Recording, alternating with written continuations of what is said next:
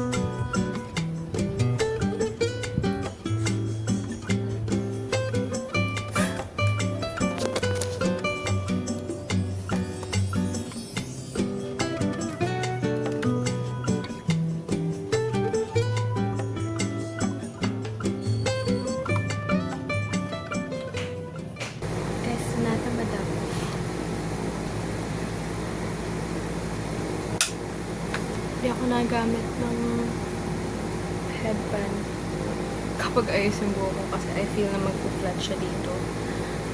So I'm not gonna wear one. Kanina ba naman, parang nakaramdam ako ng anxiety. Kaya ako nakapag-apply. Nagkaroon ng urge to apply. And, ayun, bumalik lang ako dun sa routine. I feel like, sa sobrang sipag ko ngayon, I'm not really sure if yun yung reason. Pero I think, dahil doon, kaya ako parang nagkaroon ng anxiety. Kanina lang. I think it's time for me to wind down ngayon. Actually, 6:45 na. Pero yung ideal routine ko kasi is like 6 to 6:30, parang yung night routine ko.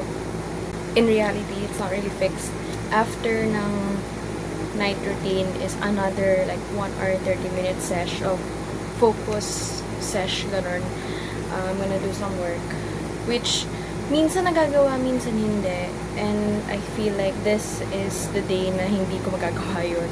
Yung pagiging focused on some work since alam ko na rin naman nagawa for today. And yung task ko for the week, we're ahead of schedule na. So, I think it's right for me na mag-wind down at this hour. So, I'm gonna do that. Maybe I could crochet for a few minutes or maybe an hour, and then I'm gonna go back to playing the guitar. I mean, the funny thing about anxiety, sometimes you get stuck, and then sometimes yun yung parang magiging trigger mo or yung cue mo to do this thing na kinakatakutan mo, which is yung nangyari kanina. Kasi I've been so anxious about jobs or job hunting lately. Hindi siya nawawala. And ang nangyari is, pinush niya akong gawin yung kinakatakutan kong gawin, which is mag-apply. The idea of anxiety is, it scares you, diba? Ayaw mo siyang harapin, diba? Like, for example, the idea of applying for a job is nakakatakot. Ang tendency is, iniiwasan ko siya. I find excuses para iwasan siya. Parang I read somewhere, this feeling of anxiety, it's your body's way of protecting you from this fear na naiisip mo or nai-imagine mo. And it's okay, i-acknowledge mo na natatakot ka sa ganitong bagay. And you have to figure out what is scary about that, bakit ka natatakot about that. Another way of thinking is, naka-experience ka na ba nito? Paano mo na siya na-handle? Nakakatakot ba siya when you're in the situation? There's so much about anxiety. Yun nga, isa dun is yung it can either push you or keep you frozen in place. Actually, pag na-push ka, parang it's a proud feeling kapag hinayaan mo na ma-push ka. For example, kanina. So, I've been scared, diba? About applying. Tapos, kanina sobrang na yung anxiety ko. Na-push ko sarili ko na mag-apply. You know what? Tapusin na natin. Mag-a-apply ako. Parang si anxiety, it teaches you na gawin mo na lang. Natatakot ka? Go. Just go. No choice ka. It's kind of toxic, pero when you think about it, once na matapos mo na nagawa mo na yung kinakatakot mo, you would find it relieving, and parang there is a heavy weight lifted off your chest. And parang nakaka-proud, kasi nalagpasan mo, parang kinakatakot mo noong una, tapos pagkalagpas mo sabihin mo, di pala nakakatakot. Yeah, this is your sign na kapag you feel something na kinakatakot mo, you can acknowledge it. Parang pakiramdaman mo, do I wanna do this? Do I avoid it? And kapag yung katawan mo, sinabi na parang hindi, gawin mo. Trust your instincts. Kasi your body knows what to do. Nakakabilib lang yung katawan kasi alam niya yung gusto mong gawin. Yung parang kailangan mong gawin. And most of the time, kapag meron akong gustong gawin, na yung parang sinasabi ng katawan ko na gawin mo to, even though parang tinatamad ako, nagagawa ko siya. And then after ko siya magawa, alam mo yung pakiramdam na fulfillment or parang may na-achieve ako. Kasi, kunwari, there's this task na kailangan kong gawin, and then nagawa ko na siya. Alam mo yung tapos na, wala nang gagawin. O diba, edi relieve na ako. Hindi na ako para masistress pa na, oh no, hindi ko pa siya natapos, hindi ko pa siya nasimulan. That is the reason why I'm ahead of schedule ngayon. Kasi gusto na nakatawan ko. Ganun. The moment na dumating sa yung idea, or parang nakaramdam yung katawan mo ng urge, gawin mo agad. Huwag kang parang mag-procrastinate. Huwag mong i-overthink. Na parang, oh no, kailangan kong gawin siya mamaya. Kasi, may gagawin ako ngayon. Or parang, kunwari, as you saw, after namin maglakad, ginawa ko na agad yung review ko. Pero yung ideal routine ko is, at that hour, magbabasa, or maliligo na, or ganon. Wala doon sa ideal routine ko sa oras na yon na mag-aaral or mag-focus sesh. Wala. Pero ginawa ko siya. Nonetheless. Kasi, ginusto ng katawan kong gawin agad yung task na yon. This is what I notice usually.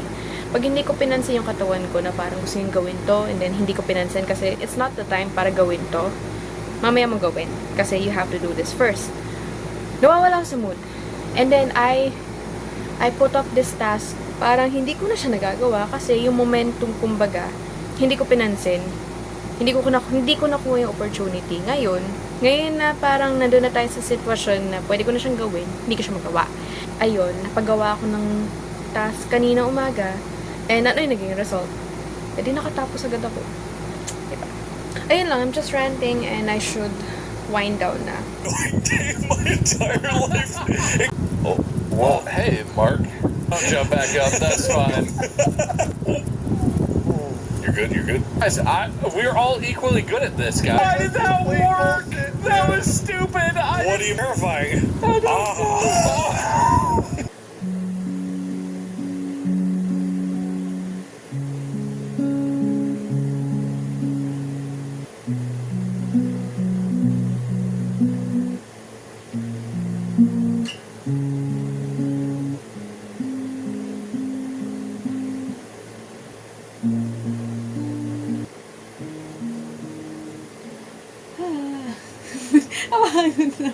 Napagod na siya.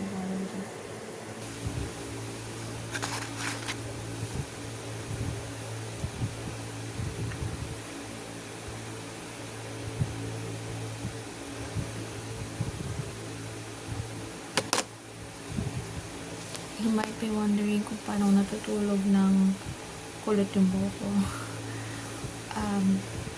I use this. Naka-bun lang siya. And hindi siya yung tight bun. Just a bun.